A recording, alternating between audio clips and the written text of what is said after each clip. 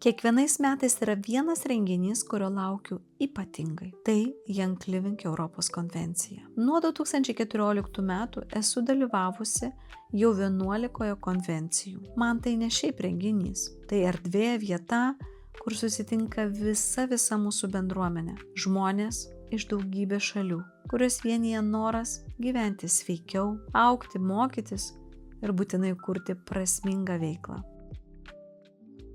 Daugelis galvoja, kad į tokias konvencijas važiuojama dėl motyvacijos. Taip, jos ten tikrai daug, tačiau man svarbiausia, kas kita. Būtent čia pirmieji sužinome apie naujausius Young Living produktus, inovacijas, mokslinius tyrimus ir naujausius sveikatingumo sprendimus pasaulyje. Turime galimybę išgirsti pasaulinio lygio ekspertus, susitikti su kompanijos vadovais ir geriau suprasti, kur link juda natūralios sveikatos industrija. Pagalvojau, kad jeigu gydytojai vyksta į medicinos kongresus, o verslininkai į savo industrijos parodas, tai man ši konvencija yra būtent tokia vieta. 25 metų konvencija Vienoje buvo ypatinga, nes turėjau ir galimybę stovėti šioje didžiulėje scenoje. Dalinausi aromažygių formatu ir tuo, kaip šis formatas padeda ne tik auginti verslą, bet ir kurti tvarias bendruomenes. Prisipažinsiu, kalbėti angliškai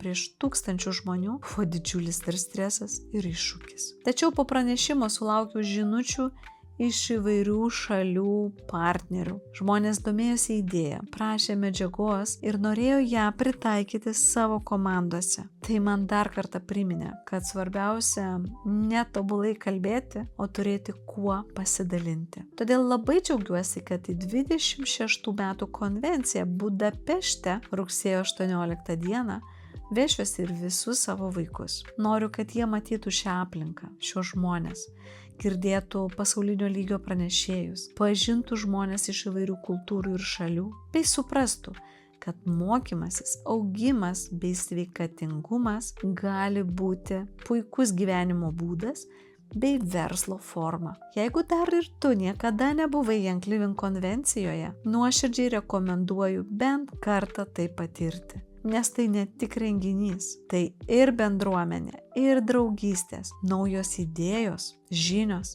ir būtinai įkvėpimas ar motyvacija kurti savo gražų rytojų. Tai vieta, kur supranti, kad esi dalis kažko daug didesnio. Ir būtent todėl aš kiekvienais metais ten grįžtu ir vežuosi šimtus bendruomenės narių būti kartu.